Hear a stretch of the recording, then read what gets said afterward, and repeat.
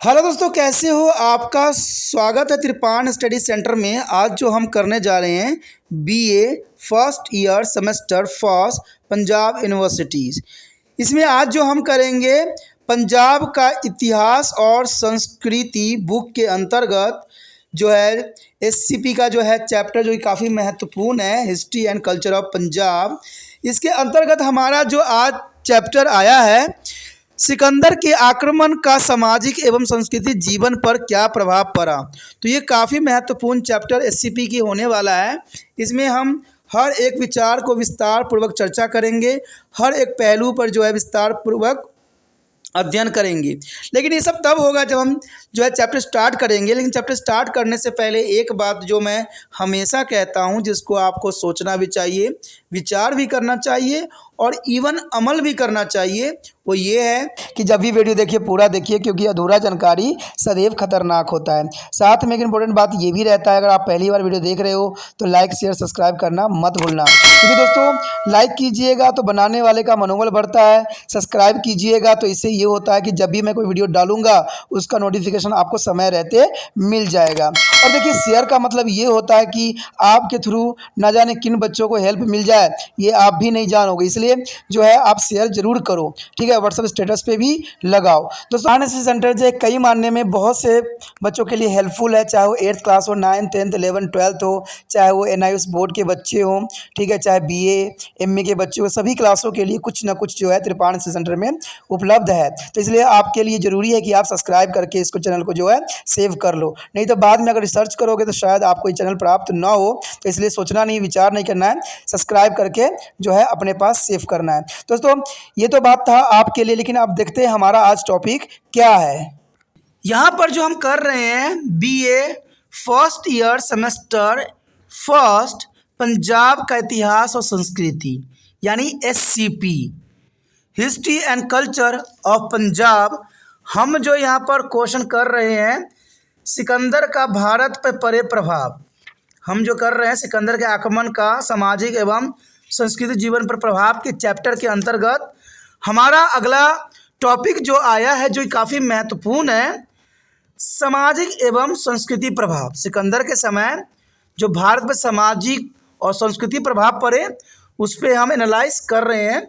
इसके अंतर्गत देखा जाए सामाजिक और संस्कृति प्रभाव के अंतर्गत तो सिकंदर को अब तक के सबसे महान जनरलों में से एक माना जाता है, क्योंकि उसकी विचारधारा काफ़ी महत्वपूर्ण थी, क्षमता भी बहुत अच्छा था। थोड़े समय के भीतर वो एक बहुत ही विशाल साम्राज्य का निर्माण करने में सक्षम था। देखिए 33 वर्ष तक उसने अपना जीवन यापन किया और 33 वर्ष की आयु तक उसने एक विशाल साम्राज्य का निर्माण करने में सक्षम हुआ। इससे ये पता चलता है कि इसकी नीतियाँ बहुत काफ़ी उत्तम किस्म की थी।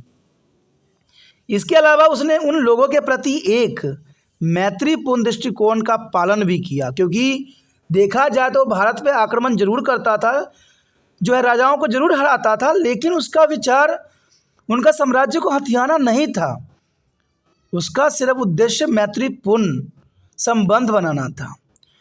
और भारत में वो आया सिर्फ ग्रीक जो है संस्कृति का विकास करने के लिए, लेकिन वो कर ना सका, क्योंकि देखा जाए तो उसने भारत में सिर्फ 19 माह ही व्यतीत किए थे और इतने कम अल्प अवधि में जो है भारत में अपनी संस्कृति का विकास करना उसके लिए सक्षम नहीं था, क्योंकि मैक्सिमम टाइम वो युद्धों में ही व्यस्त रखता था, जिनमें उसने विजय प्राप्ति की।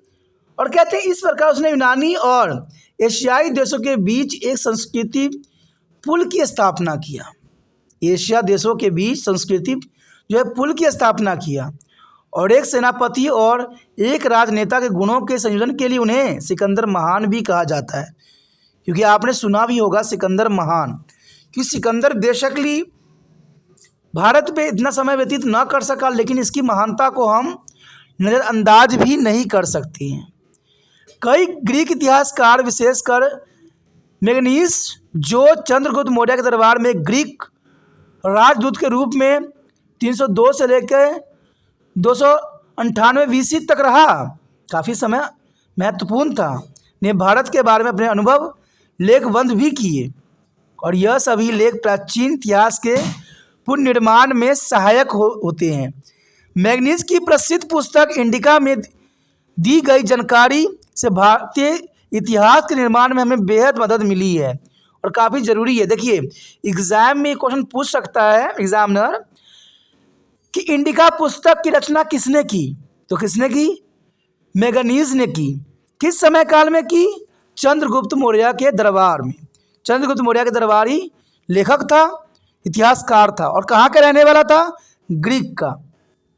तो ये क्वेश्चन जो है 2 नंबरों में जरूर आता है, ठीक है। 1 नंबरों में होते हैं, 2 नंबर नहीं होता, क्योंकि आपका 9 मार्क्स के होते हैं, 9 क्वेश्चन तो 1 मार्क में ही रहते हैं।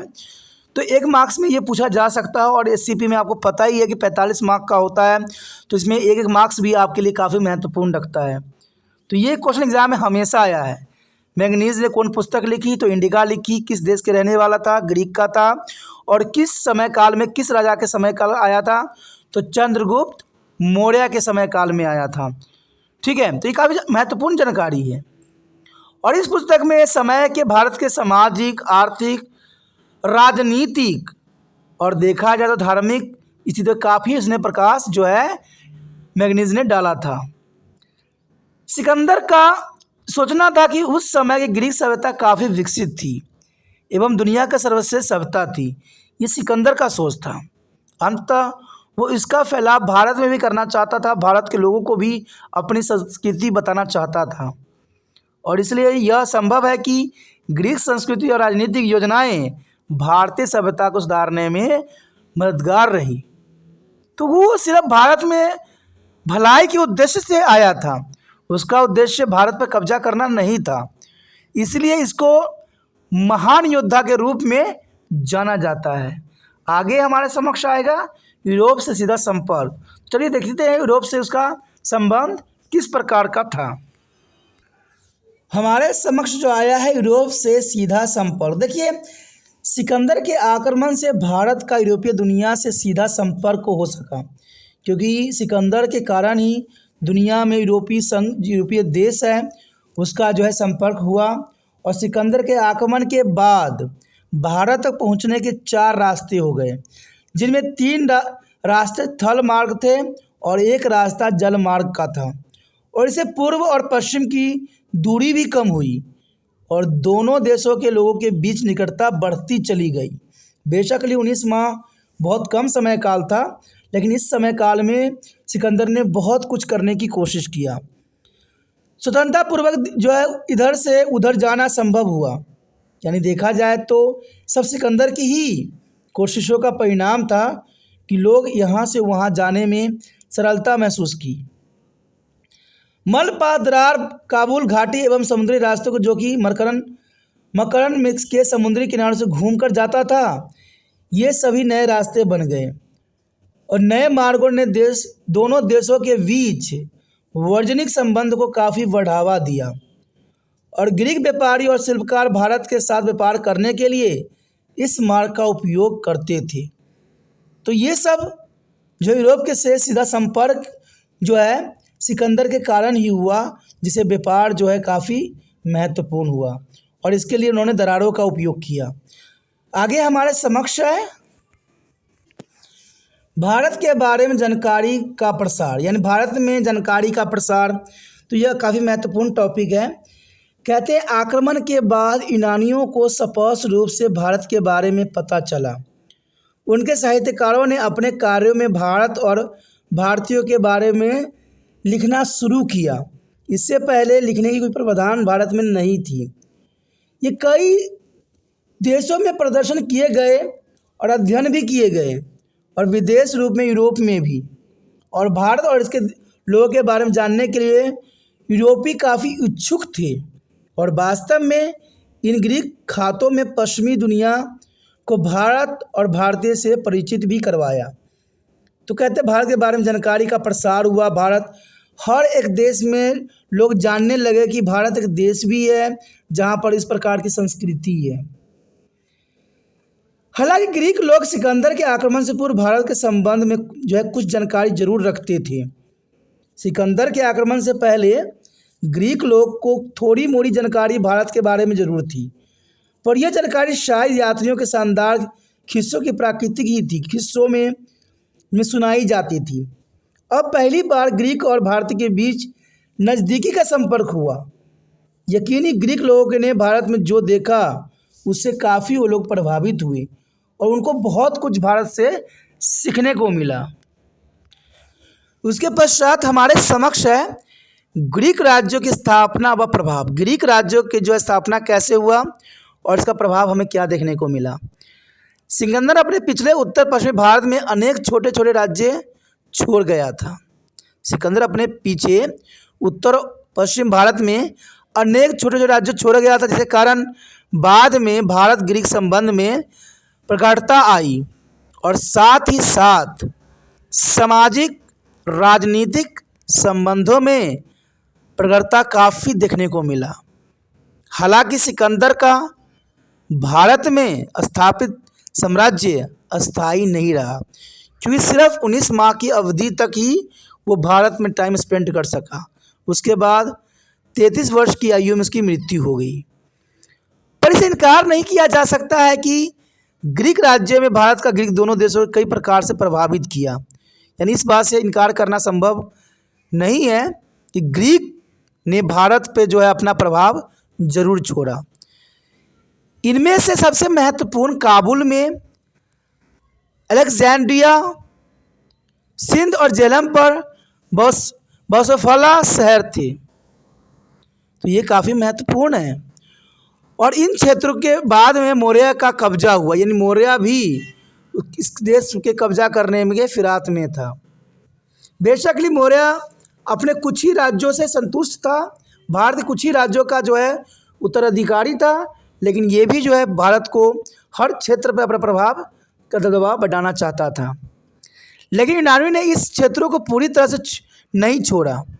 जो सिकंदर कार्य करके चला गया, यूनानियों ने इसे पूरी तरह से नहीं छोड़ा और वहाँ रहना जारी रखा और भारतीयों को प्रभावित करना भी जारी रखा। उसकी मृत्यु के बाद सिकंदर के सेनापतियों जैसे सेल्यूकस ने उत्तर पश्चिमी भारत पर कुछ छोटे राज्यों की स्थापना भी की और ये भारत और ग्रीक के बीच व्यापार के केंद्र भी थे। बेशक कहते हैं सिकंदर की मृत्यु हो गई, लेकिन जो प्रभाव वो छोड़ना चाहा वो भारत पे बरकरार रहा। उसके सेनापतियों ने भारत में कई क्षेत्रों में जो है अपना विजय हासिल कर चुका था, लेकिन सिकंदर के जैसा मित्रतापूर्ण संबंध उसने स्थापित नहीं किया। उसने राज्य को जो है उसके सेनापतियों ने छीन लिया। तो इस तरह से देखा जाए तो काफ़ी महत्वपूर्ण बात है। आगे हमारे समक्ष आया है वैदिक प्रभाव। सिकंदर के आक्रमण के साथ देश में नए विचारों एवं योजनाओं का विकास देखा गया। यानी जब सिकंदर भारत पर आक्रमण किया तो नए विचार और योजनाओं का भी विकास देखा गया। यूनानी साहसी लोग थे, उनमें नए क्षेत्रों या प्रांतों के बारे में लेखे रखने की प्रवृत्ति थी और सिकंदर से पहले भी कुछ ग्रीक विद्वानों ने अपने यात्रा खातों में भारत के बारे में लिखा था। यानी सिकंदर से पहले बहुत से ग्रीक विद्वान भारत में आए और भारत के बारे में जो इन्फॉर्मेशन कलेक्ट किए। सिकंदर अपने साथ कई यूनानी विद्वानों को भी लाया था जिन्होंने भारत पर अपना प्रभाव दर्ज किया और दो सबसे प्रसिद्ध विद्वान एडमिरल्स निकार्कस और ओनोसेंट्रेस्टस थे। ये काफ़ी महत्वपूर्ण है, दो विद्वान जो यूनानी थे। एग्ज़ाम में ये क्वेश्चन पूछा जा सकता है। तो एक विद्वान थे एडमिरल निकार्कस, दूसरा थे ओनोसिलिटस। उनके खातों में हमें पता चलता है कि उत्तर पश्चिमी भारत की संस्कृति गांव घाटी और संस्कृति से भिन्न था। देखिए ये काफ़ी महत्वपूर्ण बात यहाँ आता है कि इनके लिखे हुए वृत्तांतों से हमें ये पता चलता है कि उत्तर पश्चिम भारत की संस्कृति गंगा घाटी की संस्कृति से भिन्न था और हमें ऐसे जो वृत्तांतों से उत्तर पश्चिमी भारत के समाज और अर्थव्यवस्था के बारे में भी जो है जानकारी मिलती है। तो ये काफ़ी महत्वपूर्ण बात है। यहाँ पर आगे जो हमारे समक्ष आया है इतिहास और भूगोल का अध्ययन। देखिए कहते हैं दुनिया में इतिहास का अध्ययन करने वाले पहले यूनानी ही थे। दुनिया में इतिहास का अध्ययन करने वाले यूनानी थे प्रथम। सिकंदर के साथ आए इतिहासकारों ने अलेक्जेंडर के अभियान की भी सभी महत्वपूर्ण घटनाओं की तारीख दी। सिकंदर के साथ आए इतिहासकार ने अलेक्जेंडर के अभियान के सभी घटनाओं की जो जानकारी दी और ये भारतीय इतिहास के पुनर्निर्माण के लिए निश्चित और सहायक सिद्ध हुआ। उन्होंने उत्तर भारत के भौगोलिक स्थिति का मूल्यांकन लेखा भी लिखा और स्वयं सिकंदर के भौगोलिक जिज्ञासा का विशेष उत्साह भी था। इससे पहले कुछ यूनानी विद्वानों का मानना था कि कैस्पियन सागर भारत तक फैला हुआ है। अब देखिए, इससे पहले कुछ यूनानी विद्वान ने बात को रखा था कि कैस्पियन सागर जो है भारत तक फैला है, जबकि अन्य ने इसको इनकार किया था। और इस प्रकार सिकंदर के आक्रमण से ग्रीक और भारतीय विद्वानों के भौगोलिक ज्ञान का जो है संवर्धन भी हुआ, यानी भौगोलिक ज्ञान का जो है ज्ञात भी हुआ, जो कि काफ़ी महत्वपूर्ण थी। उसके पश्चात आता है हमारे समक्ष प्राचीन भारतीय इतिहास की क्रमबद्धता। सिकंदर के आक्रमण ने भारतीय इतिहास के स्रोतों में बहुत इजाफा किया और सिकंदर के हमले से हमें प्राचीन भारतीय इतिहास की क्रमबद्धता निश्चित करने में मदद मिलती है। यानी देखिए, क्रमबद्धता का मतलब होता है हम इतिहास को सीरीज वाइज रख सकें कि पहले कौन राजा राज किया, उसके बाद कौन किया। तो ये पद्धति भारतीयों के लिए बहुत काफ़ी महत्वपूर्ण थी कि हम प्राचीन भारतीय इतिहास की जो है क्रमबद्धता कर सके। ग्रीक लेखकों को जो है भारतीय के सामाजिक, आर्थिक, राजनीतिक जीवन के संबंध में वृत्तांत काफ़ी महत्वपूर्ण थे। जो वृत्तांत सुनाई गई ग्रीक लेखकों ने भारतीय सामाजिक, आर्थिक और राजनीतिक जीवन के लिए काफ़ी महत्वपूर्ण था। उसके पश्चात हमारे समक्ष आता है धर्म पे प्रभाव। कुछ इतिहासकारों का मानना है कि हिंदू धर्म भी ग्रीक सभ्यता से प्रभावित हुआ। यानी कुछ इतिहासकार के बात मान रहे हैं कि हिंदू धर्म भी जो है ग्रीक सभ्यता से काफ़ी प्रभावित हुए, पर इनमें कुछ संदेश भी है। दूसरी ओर ग्रीक धर्म का भारत पर किसी तरह प्रभाव नहीं पड़ा।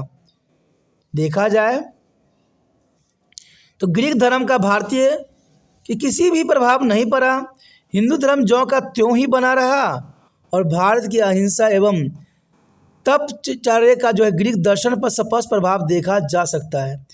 यानी देखा जाए तो ग्रीक का भारत पर प्रभाव नहीं पड़ा, लेकिन भारत का प्रभाव ग्रीक पर जरूर पड़ गया।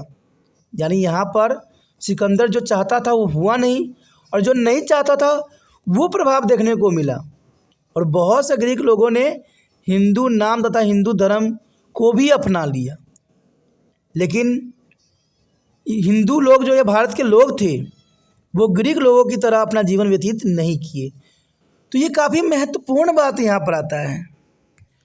उसके पश्चात हमारे समक्ष आता है गंधार कला का विकास। ये काफ़ी महत्वपूर्ण है। गंधार कला का विकास, कहते हैं गंधार कला का विकास भारत पर सिकंदर के आक्रमण का सबसे महत्वपूर्ण प्रभाव पड़ा। गंधार कला पर हमारे देश में अति आकर्षक एवं संपन्न ग्रीक कला का विकास हुआ। कुषाण शासकों ने इसे आगे और बढ़ा दिया और कुषाण राजा के राजा कनिष्क ने बुद्ध एवं अन्य वैद्यत्व की मूर्ति बनवाने के लिए ग्रीक वेलेक्टियंस मूर्तिकारों को आमंत्रण भी किया। यानी देखा जाए तो यहाँ पर गंधार कला पर जो है विकास काफ़ी देखने को मिला, क्योंकि राजा कनिष्क ने हर संभव जो है इन मूर्ति कलाओं को आगे बढ़ाने में जो है ग्रीक वेकेटिशन को जो है बुलाया और आमंत्रण भी दिया। भारतीय लोगों ने ग्रीक से मूर्ति कला एवं भवन निर्माण कला की जानकारी प्राप्त की और कनिष्क के शासनकाल के दौरान बनाई गई इमारतों और जो है मूर्तियों पर ग्रीक प्रभाव जो है स्पष्ट तौर पे हमें देखा जा सकता है। यानी कनिष्क के शासनकाल में ग्रीक के जो मूर्ति कला बनाने की जो पद्धति थी, इमारत बनाने की पद्धति है, वो सारे चीज़ जो है हमें देखने को मिला। और गंधार कला की चित्र एवं मूर्ति कला के क्षेत्रों में ग्रीक और भारतीय कलाओं के मेल से पैदा हुए गंधार कला को जो है ग्रीक प्रभाव से इनकार नहीं किया जा सकता। यानी देखा जाए तो गंधार का कला पर जो है ग्रीक प्रभाव पूरी तरह से जो है प्रभाव पड़ा और इसको जो है देखा भी गया। उसके पश्चात हमारे समक्ष आया है सिक्कों की ढलाई का कला। देखिए ये कला आपको पता है कि हमने यूनान से ही सीखा है, ग्रीक से ही सीखा है और ये कला काफ़ी उत्तम कोटि की थी। सिक्कों की ढलाई की कला, सिक्कों की ढलाई की कला भी भारतीयों ने ग्रीक लोगों से ही सीखा और इस रास्ते से स्पष्ट होता है कि सिकंदर के भारत पर सीधे प्रभाव एकमात्र चीनी यूनानी नकल के तौर पर किए गए सिक्के हैं।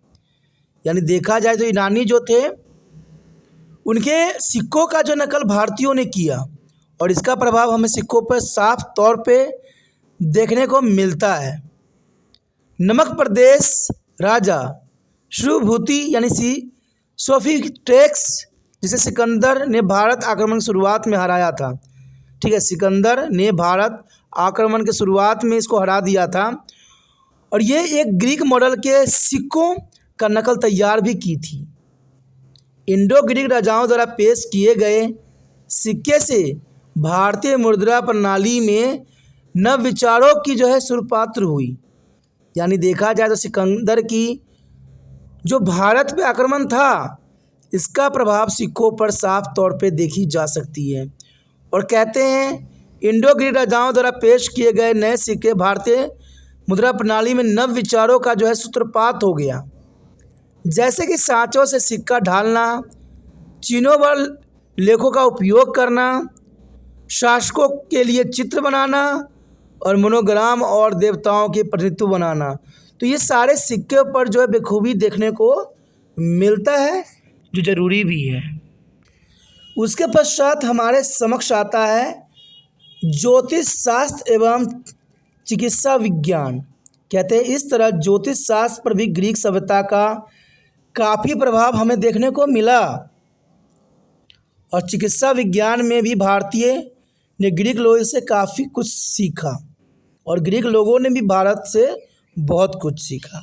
तो यहाँ पर देखा जाए ज्योतिष शास्त्र और चिकित्सा विज्ञान में दो देश एक दूसरे से जो है विचारों का आदान प्रदान किया गया। अब है अगला पॉइंट, साहित्यों पर प्रभाव।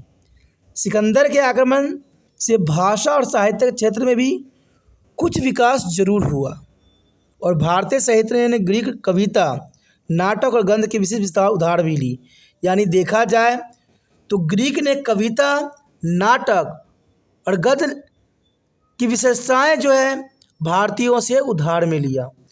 तो कहते हैं किसी चीज़ का एक देश पे एक प्रभाव नहीं पड़ता है, हर देश पे प्रभाव पड़ता है, हर की अपनी एक विचारधारा होती है। तो ये काफ़ी महत्वपूर्ण टॉपिक थी आपके समक्ष प्रस्तुत, जो कि सामाजिक व संस्कृति प्रभाव के अंतर्गत था। आगे हमारे समक्ष आएगा राजनीतिक और आर्थिक प्रभाव, तो वो काफ़ी महत्वपूर्ण रहेगा सिकंदर के समय आक्रमण के अंतर्गत। तो अगला वीडियो देखना मत भूलना। हर एक वीडियो को अच्छे से समझो, देखो, विचार करो, तभी जो है आपको अच्छे अंक प्राप्त हो सकेगा।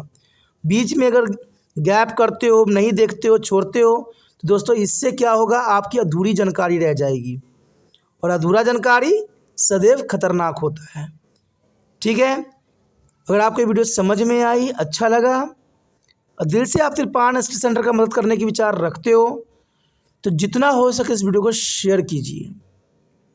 शेयर कीजिएगा तो दूसरे बच्चे तक भी ये वीडियो पहुंचेगा और वो भी ये लाभान्वित हो सकेंगे। पहली बार मेरे चैनल पे आए हो, पहली बार वीडियो देख रहे हो, तो जर्नल सी बात है, अगर समझ में आता है तो चलो सब्सक्राइब करके अपने बारे में सेव कीजिए, क्योंकि जब तक चैनल को सब्सक्राइब नहीं कीजिएगा तब तक जो है आपको वीडियो का नोटिफिकेशन नहीं मिलेगा और आपको पता नहीं चलेगा कि कौन वीडियो कब आ रहा है। तो दोस्तों चलो सब्सक्राइब करके अपने बारे में अवश्य सेव कीजिए।